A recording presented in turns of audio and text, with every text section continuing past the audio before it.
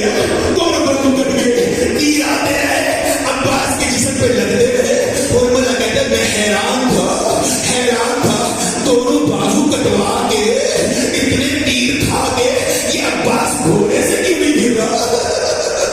عباس گھوڑے سے کیوں نہیں گر رہا؟ یہ کہتے جب میں نے سوچا تو پھر مجھے پتا چلا ارے عباس کی ساری طاقت سکینہ کے مشکیزے میں تھے.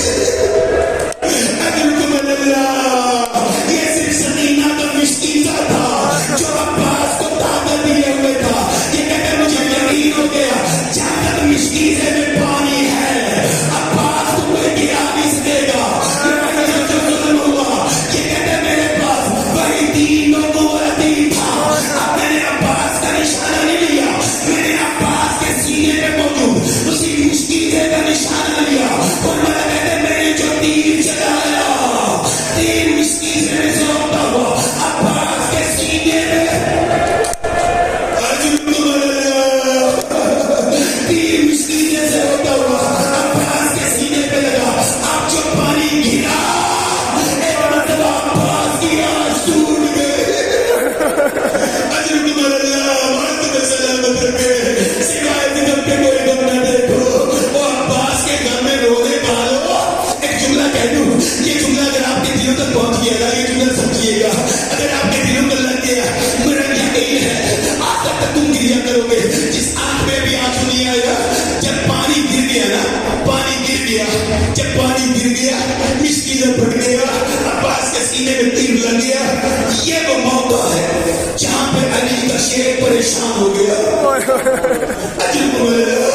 جہاں پہ علی کا شیر پریشان ہو گیا. پوری تاریخ میں مجھے نہیں ملتا عباس کسی موقع پہ پریشان ہوا ہو. یہ علی کا شیر ہے، حیدر کرار کا شیر ہے، یہ عباس ہے. پریشانی آ نہیں سکتی، لیکن جب پانی گرا نا، پانی گرا، یہ وہ موقع ہے جہاں پہ عباس پریشان ہوئے.